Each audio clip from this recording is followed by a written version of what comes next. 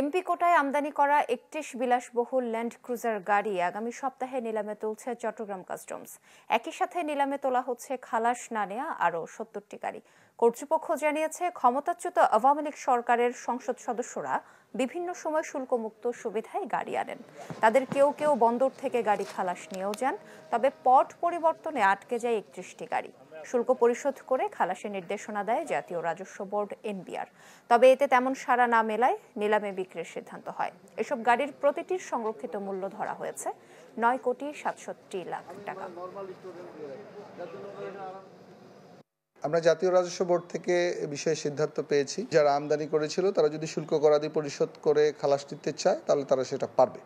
আর যদি তা না হয় তাহলে সেক্ষেত্রে এগুলো নিলামের তুলে নিলাম প্রক্রিয়ার মাধ্যমে আইনিভাবে নিষ্পন্ন করার নির্দেশনা রয়েছে। তো আমরা ইতিমধ্যেই এগুলো নিলামে তোলার প্রসেস সম্পন্ন করেছি। আশা করছি আগামী সপ্তাহের মধ্যেই আমরা এগুলো ই অকশনের মাধ্যমে নিলামে চলে যাব।